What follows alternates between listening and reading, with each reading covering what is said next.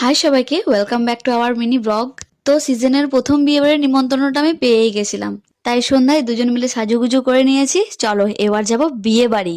বিয়ে বাড়ি চলে এসেছি, আর বিয়ে বাড়ি এসে আমাদের প্রথম কাজ থাকে ব্রাইডকে তার গিফটটা দিয়ে দেওয়া, কারণ ওটা হাতে নিয়ে ঘুরতে বড্ড ইরিটেটিং লাগে। হাত খালি না করলে পকোড়া, কফি, ফুচকা এগুলো খাবো কি করে, তাই না? আর এই ফুচকা খেতে খেতে আমার একটা কথা মনে পড়ে গেল।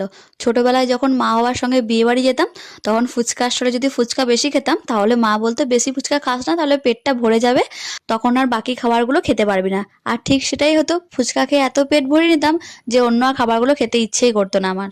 আসলে বিয়ে বাড়ির মধ্যে যে ওই ভোজের গন্ধ, তারপর ফ্রাইড রাইস, পোলাও এসব খাবারগুলো যে দিত, তখন আমি এগুলো একদমই খেতাম না। এখন যদিও পোলাওটা একটু একটু খাই, তাই আগে আমি ফুচকা খেয়ে পেটটা ভরে নিতাম। তো চলো, গলা অবধি খাবার খেয়ে আমরা এখন বাড়ি চলে এসেছি। আজকের মধ্যে ভিডিওটি এখানেই শেষ করছি। দেখা হচ্ছে নেক্সট মিনি ব্লগে। ততক্ষণের জন্য সকলে ভালো থাকবে। টাটা।